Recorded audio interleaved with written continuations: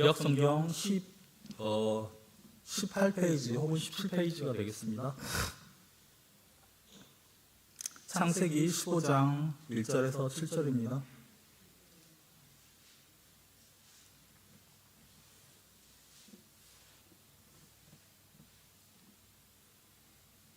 창세기 15장 1절에서 7절까지 구약성경 17페이지 혹은 18페이지입니다.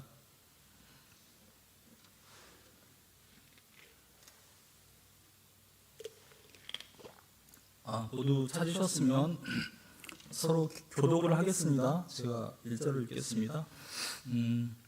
이후에 여호와의 말씀이 환상 중에 아브라함에게 임하여 이르시되 아브라함아 두려워하지 말라. 나는 내 방패요 너의 지극히 큰 상급이니라.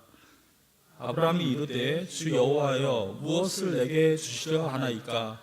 나는 자식이 없사오니 나의 상속자는 이 다메섹 사람 엘리에셀이니이다. 아브라함이 또 이르되 주께서 내게 씨를 주지 아니하셨으니 내 집에서 길린 자가 내 상속자가 될 것이니이다. 여호와의 말씀이 그에게 임하여 이르시되 그 사람이 내 상속자가 아니라 내 몸에서 날 자가 내 상속자가 되리라 하시고 그를 이끌고 밖으로 나가 이르시되 하늘을 우러러 뭇 별을 셀 수 있나 보라. 또 그에게 이르시되 내 자손이 이와 같으리라. 여호와께서 이를 그의 의로 여기시고 다 같이 함께 읽으시겠습니다. 또 그에게 이르시되 나는 이 땅을 내게 주어 소유를 삼게 하려고 너를 갈대아인의 우르에서 이끌어낸 여호와니라. 아멘.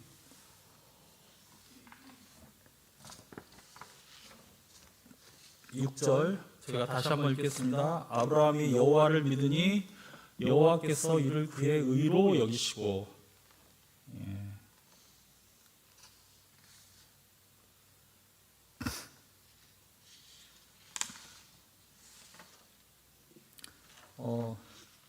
제가 예전에 직장 생활할 때의 일이었습니다. 직장에 다닐 때의 일이었는데요. 그때 겪었던 일입니다. 직장에 그 상사 한 분이 해외 출장을 다녀오셨습니다. 해외 출장을 다녀오시고 나서 이제 저희 동료들에게, 직장 동료들에게 그분이 해주신 이야기입니다. 하신 이야기입니다. 해외로 출장을 갔다 오셨으니까 한동안 아빠가 없었겠죠. 이제 그분한테, 그 상사분한테 어린 자녀 둘이 있었다고 합니다. 어린 자녀가 하나는 아들이고 하나는 딸인데요. 한동안 아빠가 없다가 이제 다시 집으로 돌아오니까 딸이 하는 말이 꿈만 같아요. 그렇게 얘기를 하더랍니다. 꿈만 같아요. 근데 이제 아들은 이제 하는 말이 아빠 뭐 사온 거 없어? 이렇게 얘기를 하더랍니다. 딸은 아빠가 온 것 자체가 너무 좋아서 꿈만 같아요. 이렇게 얘기를 한 거고, 그 다음에 아들은 아빠를 보면서 해외 갔다 왔으니까 아빠 뭐 선물 사온 거 없어요? 이렇게 물어보더랍니다. 그래서 이제 그분이 하는 얘기가, 그러면서 이제 그 뒤에는 얘기를 안 했지만 무슨 생각을 하시는지는 뻔하죠. 딸이 한 말을 더 기뻐했겠습니까? 아들이 한 말이 더 기뻤겠습니까? 그분한테. 이 딸은 아빠 자신만으로, 아빠가 왔다는 사실만으로 너무 좋은 거죠. 그래서 꿈만 같아요. 이렇게 얘기하는데 아들은 뭐 사온 거 없어? 뭐 이렇게 퉁명스럽게 얘기를 하더라 이거죠. 그러니까 아빠는 물론 둘 다를 사랑하죠. 자식들이잖아요. 둘 다 사랑하죠. 그리고 이제 아빠는 뭐 둘 다에게 모든 걸 해주고 싶을 거예요. 다 해줄 겁니다. 그리고 그렇게 정성껏 키우겠죠. 그렇지만 그럼에도 불구하고 이제 아빠 입장에서 보면 딸이 아무래도 조금은 더 기뻤겠죠. 아빠 입장에서는. 아빠는 이렇게 아빠의 존재 자체를, 아빠 자체를 기뻐했던 거죠. 그리고 아들은 그렇지, 그거보다는 아빠가 주시는 여러 가지 선물들, 아빠로 인해서 오는 용돈들, 그런 걸 더 이제 좋아했다. 그 얘기가 이제 생각이 납니다. 근데 사실 우리 크리스찬들도 사실 마찬가지예요. 이제 우리가 언제나 하나님을 믿고 의지하죠. 우리가 언제나 하나님을 믿고 의지합니다. 네, 한번 잘 생각해 봐야 돼요. 우리가 과연 하나님 앞에서 무엇을 기뻐하는가? 하나님 그분을 기뻐하는가? 아니면 하나님이 주시는 그 무엇 때문에 하나님을 기뻐하는가? 이건 한번 생각해 보셔야 됩니다. 예. 다시 말하면은 하나님께서 우리에게 뭔가 선물을 주시기 때문에 하나님이시기 때문에 우리에게 주시는 선물이 있잖아요. 예. 하나님 우리 아버지시잖아요. 그렇기 때문에 자식들에게 하나님께서 선물을 주십니다. 돌봐주십니다. 그 무엇 때문에 하나님을 우리가 기뻐하는가? 아니면은 하나님 자신을 기뻐하는가? 이거는 우리가 한번 생각을 해봐야 됩니다. 오늘 성경 본문을 보면서 한번 그 부분을 좀 생각해 보겠습니다. 자, 오늘 성경 본문은 별다른 내용은 아니고요. 예, 하나님께서 아브라함에게 나타나신 사건입니다. 창세기 전체를 보면은요, 아브라함에게 하나님께서 여러 번 나타나세요. 예, 여러 번 나타나시는데 그때마다 하나님께서 뭐 명령도 하고 약속도 해주시지만 약속은 매번 똑같은 약속을 해주세요. 그 약속이 뭐냐? 첫 번째, 자손을 주겠다. 많은 자손을 주겠다. 자손을 주겠다. 그리고 두 번째는 땅을 주겠다. 아브라함을 통해서 많은 자손들이 생기면 그게 한 나라가 될 터인데 그 사람들이 살 수 있는 땅, 그 땅을 이제 주겠다. 가나안 땅이죠. 그 당시 이름으로는 그게 바로 가나안 땅이 되죠. 그리고 아브라함을 통해서 이렇게 많아진 사람들이 바로 이스라엘 백성이 되는 거고요. 예, 오늘 본문 보시면은 이제 1절에 그 얘기가 나와요. 그래서 이후에 여호와의 말씀이 환상 중에 아브라함에게 임하여 이르시되 아브라함아 두려워하지 말라 나는 내 방패요 너의 지극히 큰 상급이니라. 예, 이렇게 돼 있죠. 오늘 15장 우리가 읽은 15장 바로 전에 무슨 사건이 일어나냐면은 이제 저쪽 메소포타미아, 그러니까 아브라함의 원래 고향 쪽이죠. 바벨론 지역 그쪽에서 온 군대하고 전쟁이 있었어요. 그 아브라함이 사는 지역은 아니지만 그 소돔 지역, 그 지역의 몇 나라와 그 메소포타미아에서 온 군대들하고 간에 전쟁이 있었어요. 근데 소돔에 누가 살고 있습니까? 아브라함의 조카 롯이 거기로 갔잖아요. 그러니까 아브라함이 이제 거기에 연관이 돼서 아브라함도 그 전쟁에 휘말리게 됩니다. 그래서 결국 어떻게 그 멀리서 원정온 그 나라들이 다 이제 물러갔습니다. 아브라함이 물리쳤죠. 그 사람들이 이제 다 물러갔는데 아브라함이 생각해 보면 그 사람들이 또 언제 다시 침략해 올지 모르는 상황이잖아요. 그러니까 이제 하나님이 이렇게 얘기하시는 거죠. 나는 너의 방패다. 내가 너의 방패가 되게 주겠다. 너를 지켜주겠다. 하나님께서 아브라함에게 이렇게 말씀하신 거죠. 그리고 나서 나는 너의 큰 상급이다. 이렇게 얘기하시죠. 내가 너에게 많은 상속을 주겠다. 말하자면 많은 상을 주겠다. 상속물을 주겠다. 너에게 이거는 재산이 될 수도 있고요. 어떤 큰 복이 될 수도 있고요. 이것이 이제 아브라함의 자손에게 상속될 수 있는 거겠죠. 그러니까 하나님께서는 아브라함에게 내가 너의 방패가 되주겠다. 너를 막아주겠다. 그리고 너에게 많은 보상을 해주겠다. 상속을 해주겠다. 많은 상을 주겠다. 이렇게 얘기를 하신 겁니다. 그리고 근데 이거를 하나님께서는요, 나는 너의 방패요, 내 방패요, 너의 지극히 큰 상급이니라. 하나님 자신이 너의 큰 상이다. 내가 너의 상이다. 그러니까 내가 너에게 주는 상도 나를 통해서 가기 때문에 하나님을 상으로 받게 되면 그 안에 좋은 것이 다 포함되어 있는 거죠. 지금 그 얘기를 하고 있는 겁니다. 여기서는 이제 일단 1차적으로는 이제 후손을 이제 생각하시면서 얘기하신 거죠. 왜냐하면 하나님께서 계속 반복하시는 그 약속이 후손과 땅에 대한 약속 아닙니까? 그러니까 아브라함이 이것에 대해서 참 얼마나 감사했을까요? 사실 전쟁에서 이긴 것도 아브라함 자신이 잘 싸워서 이긴 겁니까? 겨우 한 300명, 지백에서 기른 300여 명의 사람들을 데리고 가서 그 큰 나라, 연합군 4개의 나라, 4개의 이 나라를 하고 싸워서 이겼다는 것은 하나님이 역사하셔서 하나님이 이기게 해주셨다는 그러한 증거거든요. 그러니까 하나님께서 방패가 되주시겠다 하니까 아브라함은 얼마나 이게 하나님 앞에 감사하겠습니까? 예?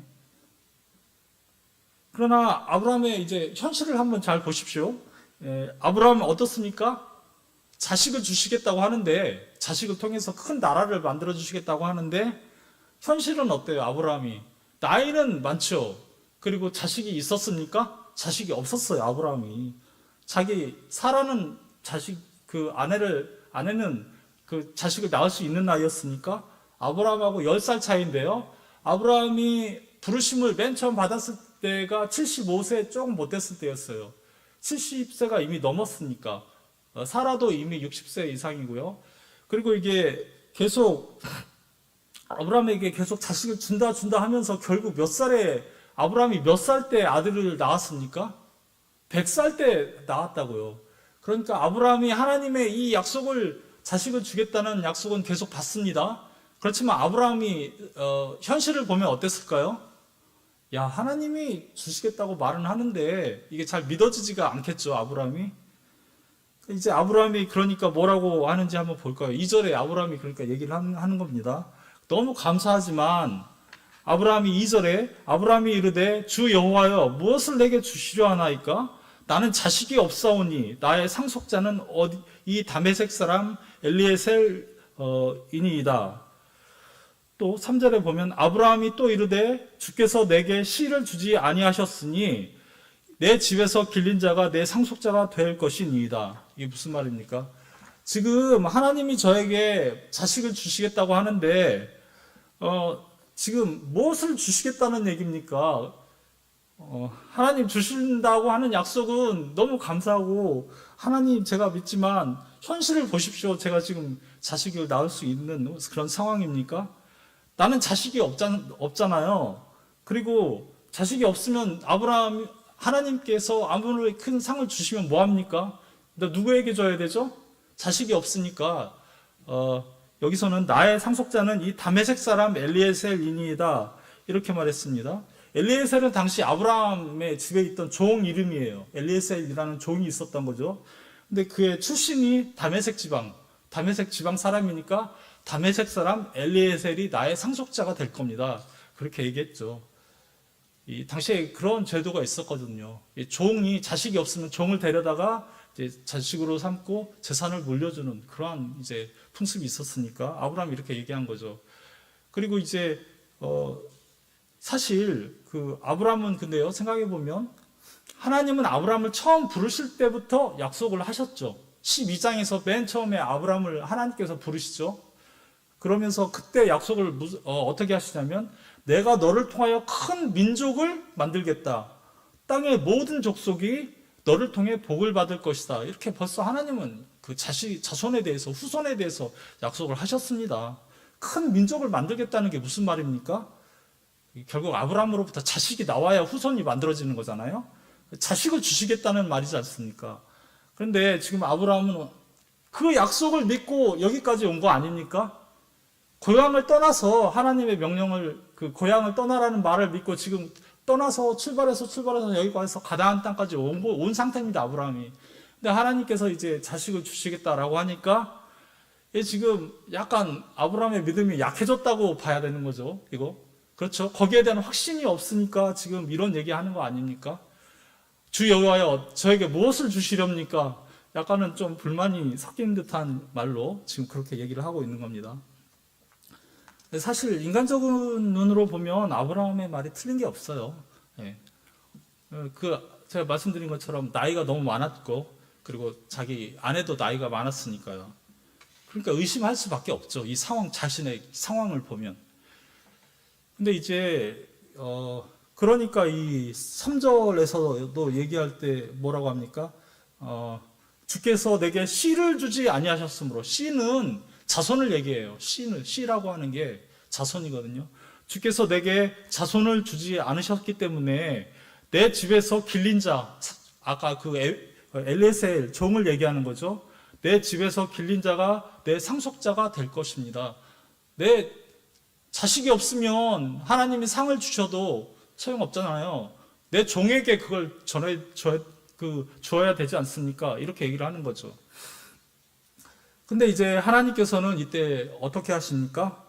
하나님께서는 이때 조금 다른 방법으로 다시 한번 아브라함에게 약속을 하십니다. 자, 하나님께서 아브라함을 데리고 밖으로 나가십니다. 4절에 보면은요, 여호와의 말씀이 그에게 임하여 이르시되, 그 사람이 내 상속자가 아니라 내 몸에서 날 자가 내 상속자가 되리라 하시고, 4절에서 먼저 이제 하나님이 말씀하시는 게, 그 엘리에셀 그 사람이 너의 상속자가 아니다, 이 얘기를 하고 있는 거죠. 그리고 너의 상속자는 내 몸에서 날 그 상속자가 바로 너의 진정한 상속자가 될 것이다, 얘기를 다시 한번 하나님께서 아브라함의 생각을 고쳐주고 계신 거죠. 잘못된 생각을. 그리고 나서 이제 밖으로 데리고 나갑니다. 5절에 그를 이끌고 밖으로 나가 이르시되, 자, 하늘을 우러러 뭇 별을 세봐라. 하늘을 한번 쳐다봐라. 하늘에 저렇게 별들이 많지 않냐. 하늘에 뭇 별을 세봐라. 또 그에게 이르시되, 아브라함에게 말하기를 내 자손이 이와 같이 많으리라. 이 눈앞에 보이는 이 많은 별들을 한번 봐라. 이 별들을 보면 네 별을 다 셀 수 있냐 내가. 그렇지만 너의 자손이 이와 같이 많아질 것이다. 그러니까 아브라함이 이제 마지막으로 이야기를 하는 겁니다. 6절과 7절에서 아브라함이 여호와를 믿으니 여호와께서 이를 그의 의로 여기시고, 또 7절 보면 또 그에게 이르시되, 이건 하나님이 얘기하신 거죠. 아브라함이 여호와를 믿으니 하나님께서 어떻게 하셨냐? 하나님께서 아브라함의 믿음을 그의 의로 여기셨다. 이게 6절이고요. 그리고 7절은 아브라함에게 그에게 이르시되 나는 이 땅을 내게 주어 소유를 삼게 하려고 너를 갈대아인의 우르에서 이끌어낸 여호와니라.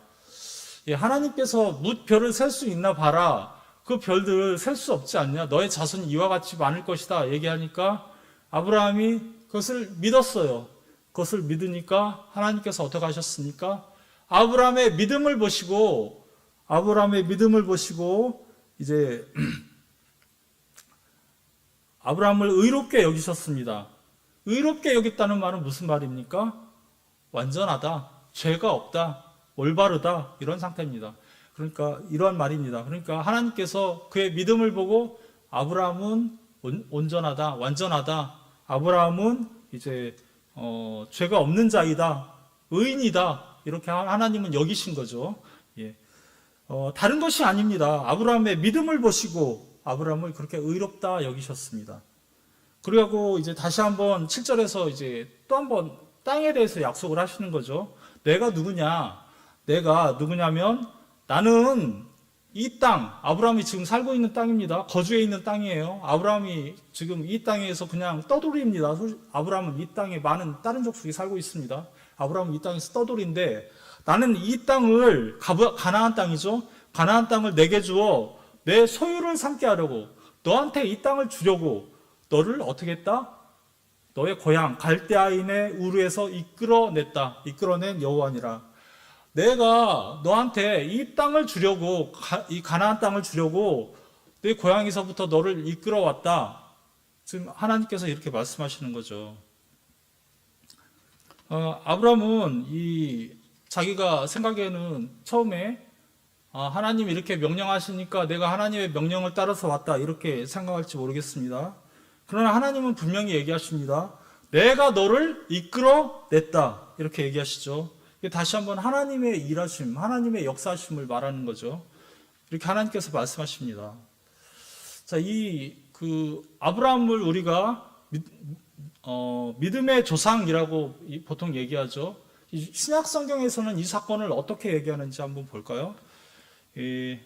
아브라함은 사실 믿음의 조상이라고 얘기하는데요. 자, 그러면 한번 생각을 해볼게요. 아브라함이 과연 우리의 조상입니까? 아브라함은 어느 나라 사람이죠? 아브라함은 이스라엘 사람이잖아요. 그쵸? 이스라엘이라는 나라의 시조잖아요. 이스라엘, 국적이 이스라엘 사람이라고요. 그리고 우리의 국적은 무엇입니까? 우리 신자들, 우리 대한민국의 신자들은 국적이 대한민국이죠. 그리고 다른 성도들도 마찬가지입니다. 다른 나라의 성도들도 국적이 다 제각각입니다. 그런데 어떻게 우리 오늘날의 신약의 신자들이 아브라함을 조상이라고 부를 수 있습니까? 국적이 다른데, 다른 나라 사람인데 어떻게 지금 조상입니까? 사도 바울이 이제 로마서에서 이걸 갖다가 얘기를 합니다. 로마서 4장 16절, 그러므로 상속자가 되는 그것이 은혜에 속하기 위하여 믿음으로 되나니 이는 그 약속을 모든 후손에게 굳게 하려 하심이라. 율법에 속한 자에게뿐만 아니라 아브라함의 믿음에 속한 자에게 또 그러하니 아브라함은 우리 모든 사람의 조상이라. 예, 좀 어려운데요. 제가 조금 쉬운 말로 조금 바꿔보면요. 그러므로 하나님의 약속은 믿음을 통하여서 주어집니다. 이렇게 하신 것은 하나님께서 아브라함의 모든 자손에게 약속을 은혜로 주시기 위해서입니다. 그리고 모세의 율법 아래 사는 사람들, 곧 그 아브라함의 육적인 자손들, 이스라엘이라는 나라뿐만 아니라 믿음으로 사는 사람 전체가 아브라함의 자손이 되게 하기 위해서, 쉽게 말하면 아브라함이 믿음으로 의롭게 되었지 않습니까? 그것처럼 이제 우리도 믿음으로 의롭게 되잖아요. 그렇게 믿음을 따라서 우리의 조상이 된다, 그 말을 하고 있는 거예요. 믿음을 따라서 아브라함의 우리의 조상이 되고 우리는 믿음을 따라서 아브라함의 후손이 된다. 자, 왜냐하면 오늘날 성도들이 어떻게 의롭다함을 받습니까? 하나님의 약속으로. 하나님의 약속은 그 믿음으로 의롭다함을 받는 거잖아요. 우리는 믿음으로 의롭다함을 받습니다. 믿음으로 하나님 나라의 백성이 됩니다. 아브라함도 그런데 이렇게 하나님께서 믿음으로 하나님의 백성으로 하나님께서 취급하셨어요. 아브라함도 믿음으로, 우리도 믿음으로. 그러니까 믿음이라는 영적인 혈통을 따라서 우리의 우리의 조상이 되는 거죠. 육적인 혈통이 아니라 영적인 혈통, 믿음을 따라서 이렇게 우리의 조상이 되는 겁니다. 그래서 로마서 4장 17절 그리고 18절에서도 이걸 얘기하고 있어요. 기록된 바 내가 너를 많은 민족의 조상으로 세웠다 하신과 같으니 그가 믿은 바 하나님은 죽은 자를 살리시며 없는 것을 있는 것으로 부르시는 이시니라. 아브라함이 바랄 수 없는 중에 바라고 믿었으니 이는 내 후손이 이 같으리라 하신 말씀대로 많은 민족의 조상이 되게 하려 함이라. 아브라함은 이렇게 바랄 수 없는 중에 또 하나님을 바랐습니다. 믿을 수 없는 중에서도 하나님을 믿었습니다. 그렇기 때문에 아브라함도 믿음으로 하나님 나라 백성이 됐고요. 그리고 우리도 오늘날 우리 신자들도 예수님을 믿는 믿음으로 우리도 믿음으로 하나님의 백성이 됩니다. 아브라함도 우리도 이렇게 믿음으로 하나님 나라의 백성이 되는 거죠. 결국 그래서 아브라함은 우리의 조상이 되는 거죠. 우리는 아브라함의 후손이 되고요. 예. 자, 그렇다면 여기서 이제 한번 생각해 볼게요. 다시 1절에 대해서 생각을 해 볼게요. 자, 우리의 조상이면 아브라함이 우리의 조상이면 우리는 아브라함의 후손이지 않습니까? 그럼 아브라함의 상급은 우리의 상급이기도 합니다. 아브라함이 받은 영적 재산들, 하나님께서 아브라함에게 내가 너에게 많은 상을 주겠다라고 했을 때 그 상은 그 후손에게 물려주는 거잖아요. 상속자에게 계속 따라서 내려오는 거잖아요. 그럼 우리도 아브라함의 후손이잖아요. 그러면 아브라함이 받은 상속물은 우리에게도 주어지는 거예요, 사실.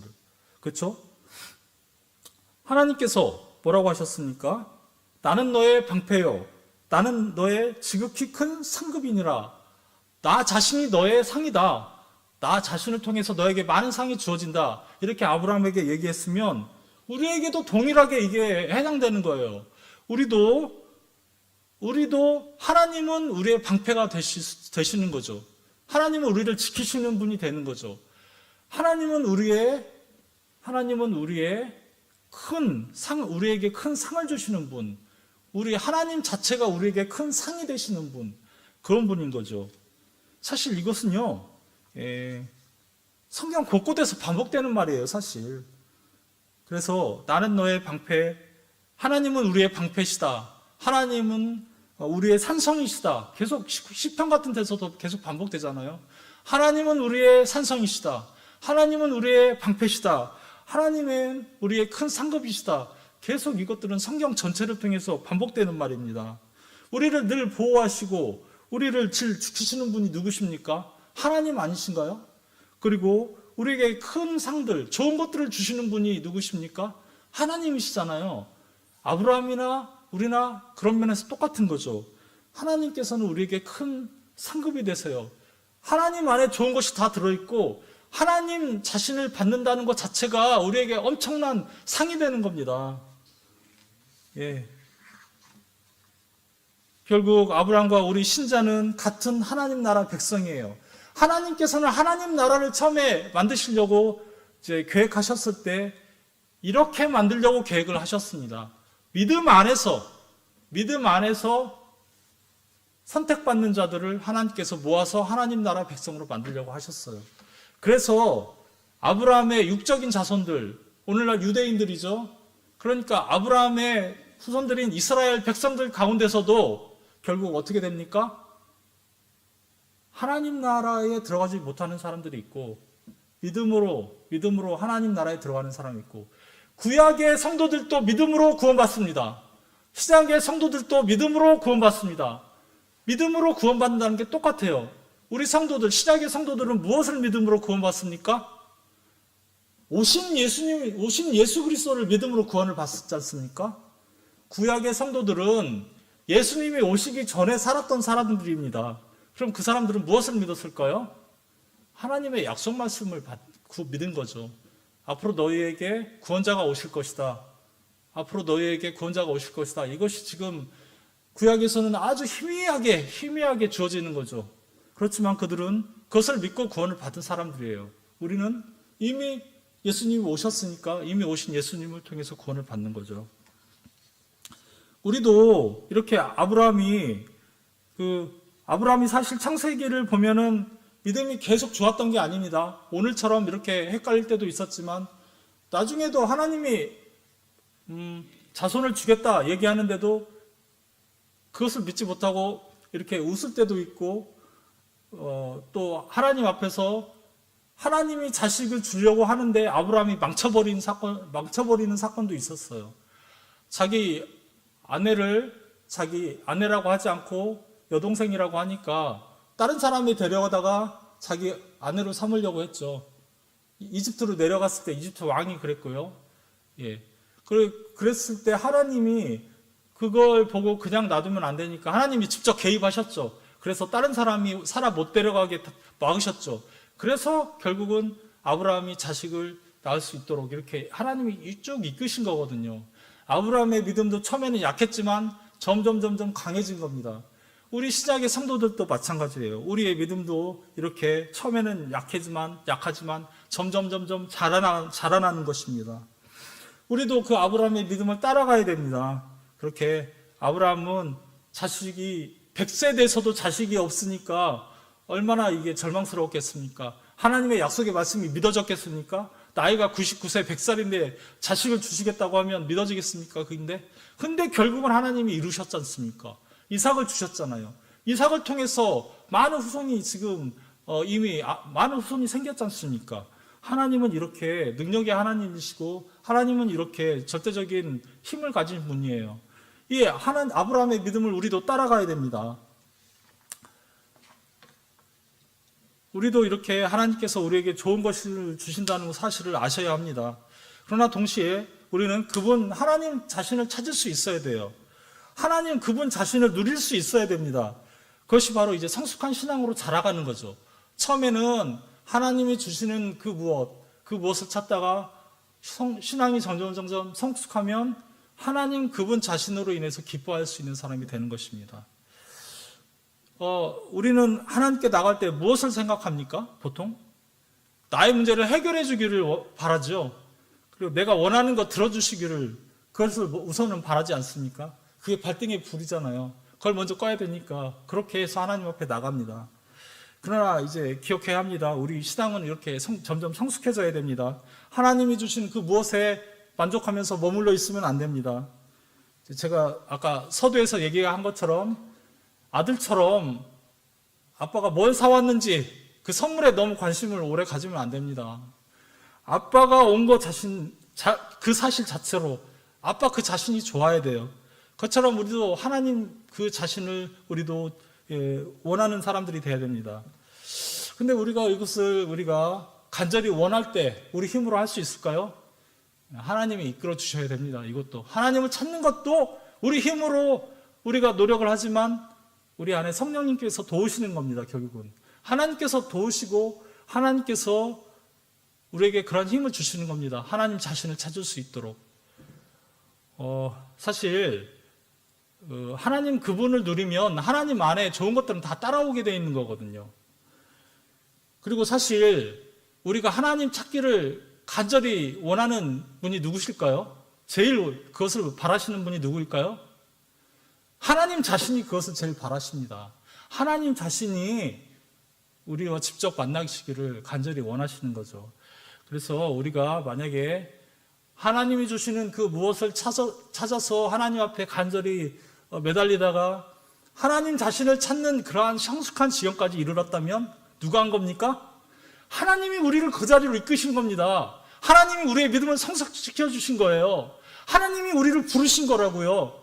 그 부르심에 여러분이 그 부르심의 단계까지 갈 수 있어야 됩니다. 어린아이와 같은 신앙에서는 주님을 기뻐하는데 한계가 있어요. 계속 우리가 원하는 것을 구합니다. 그러다 보면 간절히 구하다 보면 하나님 자신을 찾게 돼 있습니다. 하나님이 우리를 그렇게 빚어가십니다. 이것이 하나님의 가장 큰 선물이에요. 하나님 자신으로 기뻐할 수 있는 것, 이것이 가장 큰 선물입니다. 사실 우리에게 좋은 것들은 이미 다 주어졌어요. 그렇죠? 잘 생각해 보십시오. 우리에게 주어질 모든 것들은 다 주어졌어요.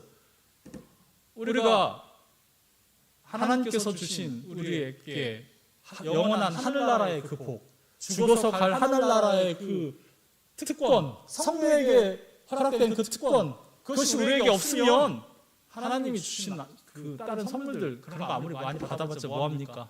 이 세상에서 잠깐 누리다가 그렇게 사라지는 것들 아닙니까?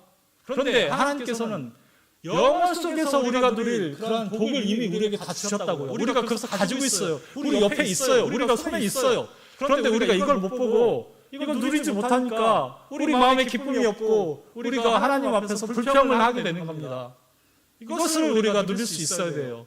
우리가 이것을 누릴 수 있는 방법은 역시 말씀과 기도밖에 없습니다. 우리 성도에게는요, 하나님이 주신 그 방편, 은혜의 방편이 말씀과 기도밖에 없기 때문에 이것을 통해서 우리가 하나님 앞에 나가야 됩니다. 자, 오늘 시편 24편 말씀으로 제가 말씀을 마무리하겠습니다. 시편 24편 3절에서부터인데요.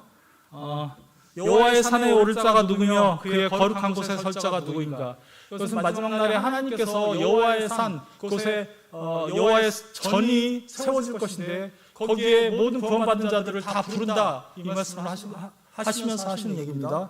여호와의 산에 오를 자가 누구냐? 구원받는 자가 누구냐? 그의 거룩한 곳에 설 자가 누구냐? 곧 손이 깨끗하며 마음이 청결하며 뜻을 허탄한 데에 두지 아니하며 거짓 맹세하지 아니하는 자로다. 그는 여호와께 복을 받고 구원의 하나님께 공의를 얻으리니, 공의를 얻는다는 말은 의를 얻는다는 말하고 똑같아요. 하나님이 보시기에 의로운 자다 선언받는 거랑 똑같아요. 인정받는 거랑 똑같아요. 믿음으로. 자, 시편 24편 6절입니다. 이는 여호와를 찾는 족속이요 야곱의 하나님의 얼굴을 구하는 자로다. 여호와를 찾는 자들, 여호와의 얼굴을 구하는 자들, 하나님의 얼굴을 보기 원한다는 것은 하나님의 임재를 구하는 것입니다. 하나님의 함께하심, 하나님 그분만으로 만족할 수 있는 것을 구하는 사람들입니다. 하나님의 얼굴을 구하는 여러분들 되시기를 빕니다. 하나님의 임재를 구하시는 여러분들 되시기를 빕니다. 하나님과의 친밀한 교제를 구하시는 여러분들 되시기를 빕니다. 바로 그것을 통해서 우리의 참된 만족, 참된 기쁨이 우리에게 허락됩니다. 성도님께서 이것을 기억하시고 하나님 앞에서 충만하게 하나님을 누리시는 분들 되시기를 주님의 이름으로 기원합니다. 하나님 아버지 감사합니다. 우리가 하나님이 주시는 여러 가지 다른 은혜들, 선물들, 그것들 뿐만 아니라 하나님을 누릴 수 있게 하여 주시옵소서. 하나님이 주시는 그 선물과 은혜들에 만족하지 않고 하나님을 누리는 단계까지 우리의 신앙이 성숙해질 수 있도록 도와주시옵소서. 모든 말씀 우리 주 예수 그리스도의 이름으로 간절히 기도드렸습니다. 아멘.